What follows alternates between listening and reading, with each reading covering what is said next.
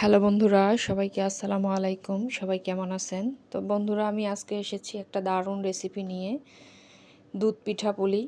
তো বন্ধুরা, আমি এখানে একটা নারকেল কুড়িয়ে নিয়েছি আর এখানে খেজুরের গুড় আমি কেটে নিয়েছি। তাহলে চলুন বন্ধুরা, দেরি না করে দেখে নিই ফুল রেসিপি। তো আমি চুলায় একটা প্যান বসিয়ে দিয়েছি। এখানে আমি 1 টেবিল চামচ পরিমাণ ঘি দিয়ে দিলাম। ঘিটা একটু গলে গেলে আমি এখানে দিয়ে দিব আমি নারকেল যে কুড়িয়ে নিয়েছি, সে নারকেল কুড়ানোগুলো দিয়ে দিব। আর তার আগে আমি এখানে কয়েকটা গরম মশলা দিয়ে দিলাম, 2টা সাদা এলাচ, 2টা দালচিনি আর একটা তেজপাতা দিয়ে আমি নারকেলগুলো দিয়ে দিলাম। তো নারকেলগুলো দেওয়া হয়ে গেলে বন্ধুরা, আমি একটু ভেজে নিব হালকাভাবে। ঘিটা দিলে একটু ফ্লেভারটা ভালো আসে, খাবারের টেস্টটা বহুগুণে বেড়ে যায়। তো অবশ্যই ঘিটা দেওয়ার চেষ্টা করবেন। তো ঘিটা দিয়ে আমি একটু ভালোভাবে ভেজে নিচ্ছি হালকা করে। এরপরে আমি গুড়গুলো দিয়ে দিব। তো মিষ্টিটা আপনারা আপনাদের পছন্দ মতো দিতে পারেন, গুড় কমিয়েও দিতে পারেন, বাড়িয়েও দিতে পারেন। তো 1 কাপের মতো গুড় আমি দিয়ে দিয়েছি আর এখানে আমি সামান্য পরিমাণে লিকুইড দুধ দিয়ে দিলাম। দুধটা দিলে অনেক টেস্ট হয় আর গুড়টাও খুব সহজে গলে যাবে। তো এভাবে আর কি নারকেলটা একটু কিছুক্ষণ ভেজে নিব, রান্না করে নিব। তো দেখেন বন্ধুরা, নারকেলটা আমার রান্না হয়ে গিয়েছে, ঝরঝরে হয়ে গিয়েছে। এখন আমি চুলা থেকে নামিয়ে নিব। অন্যদিকে বন্ধুরা, আমি আরেকটা চুলায় প্যান বসিয়ে দিব। দিয়ে আমি এখানে 2 কাপের মতো পানি বসিয়ে দিয়েছি। পানিটা যখন বলক হয়ে এসেছে, এখন আমি 1 টেবিল চামচ পরিমাণ লবণ দিয়ে দিলাম। আর এখন আমি এখানে পরিমাণ মতো চালের গুঁড়া নিয়ে নিয়েছি, এখানে শুকনা চালের গুঁড়া। তো এখানে 2 কাপেরও বেশি শুকনা চালের গুঁড়া আছে। আমি 2 কাপ পানি দিয়েছি, 2 কাপের একটু বেশি শুকনা চালের গুঁড়া। তো একটু ডোটা একটু নরম করেই করে নিতে হবে, নইলে আবার পিঠাটা পরে ভেঙে যাবে। তো আমি একটু ডো তৈরি করে নিচ্ছি। একটু ভালোভাবে আটাটা সিদ্ধ করে নিতে হবে, চুলায় কিছুক্ষণ বসিয়ে রাখতে হবে। তো কিছুক্ষণ পর বন্ধুরা, আমি এখন রুটি বানাবো। আমি ডোটাকে একটু ভালোভাবে মথে নিব, অনেক গরম।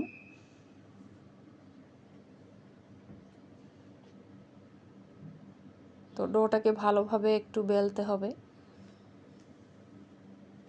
একটু পাতলা আকৃতির একটা বড় সাইজের রুটি আমি তৈরি করে নিব। তো অনেক গরম ছিল বন্ধুরা।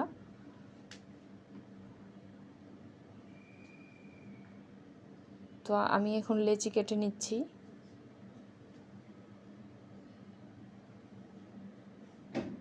এখন আমি একটা বড় রুটি বানাবো।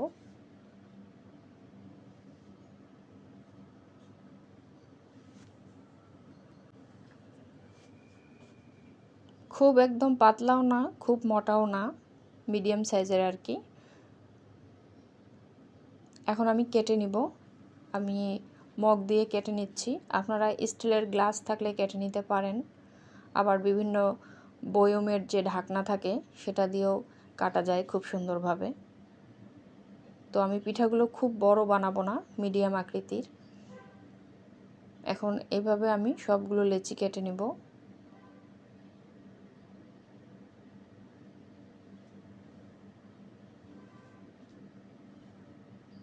আমি আবারও দেখাচ্ছি বন্ধুরা আপনাদেরকে, কত সহজে কেটে নেওয়া যাচ্ছে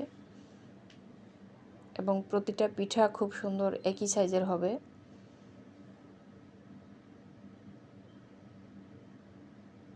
তো অনেক মজাদার এই পিঠা, দুধ পুলি।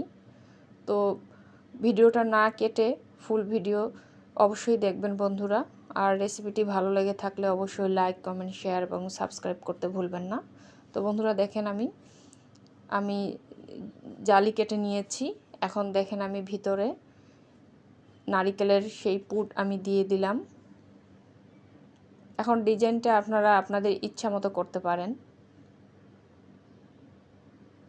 আমি খুব সিম্পল একটা ডিজাইন দেখাইলাম, এইভাবেও আপনারা বানাতে পারেন, আবার অন্যভাবেও বানাতে পারেন আপনাদের পছন্দ মতো।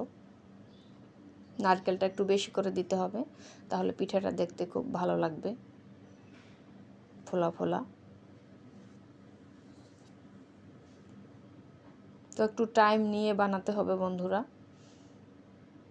এই পিঠা বানাতে একটু সময় লাগে।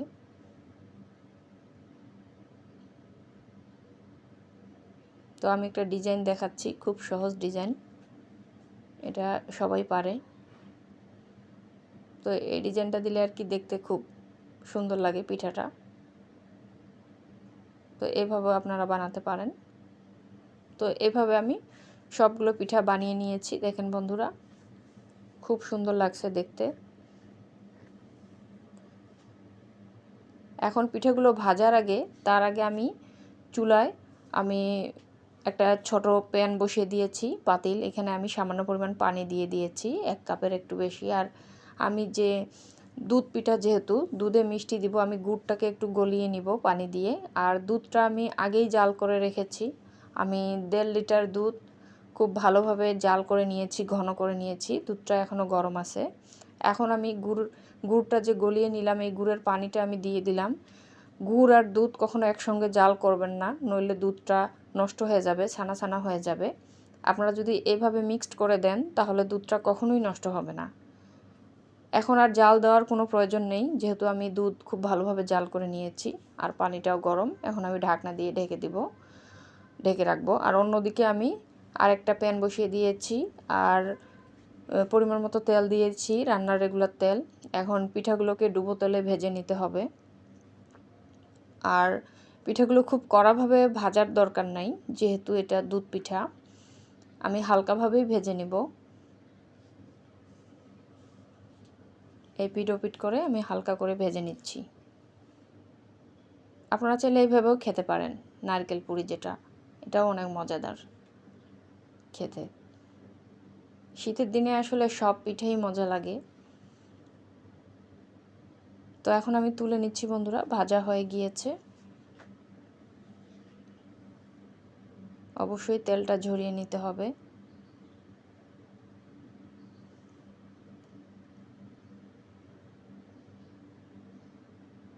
তো দুই কাপের একটু বেশি চালের গুঁড়া ছিল, অনেকগুলো পিঠাই হয়েছে। আমি আবারও এখন দিয়ে দিব, আবার দিয়ে দিচ্ছি। এবং একটা পিঠাও ভেঙে যায়নি, খুব সুন্দরভাবে আমি পিঠাগুলো তুলে নিয়েছি।